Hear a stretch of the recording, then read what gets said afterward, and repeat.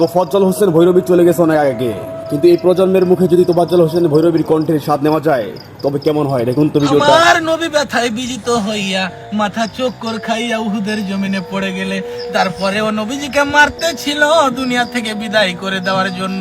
এমনি সময় হযরতে জিবরাইল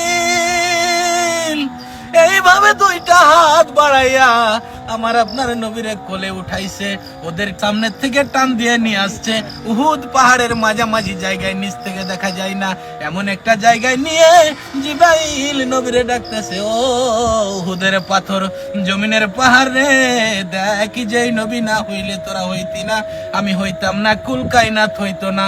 এই নবীরে মারতে মারতে কি অবস্থা বানাইছে নবী বেহুশ, একটু বিছানার ব্যবস্থা করে দে, আল্লাহর বন্ধুরে শুয়াইয়া রাখি।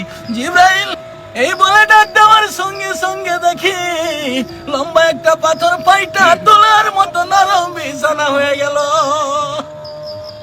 জিবরাইল এই বিছানার মধ্যে আমার আপনার নবীরে শুয়াইছে। অনেকক্ষণ পর নবীর জ্ঞান ফিরে, ডান দিকে মাথা ফিরাইছে, বাম দিকে মাথা ফিরাইছে। হুজুর আমি জিবরাইল আপনার মাথার পাশে, আমার নবী কান্দে, জিবরাইল আমার সাহাবীরা কই রে।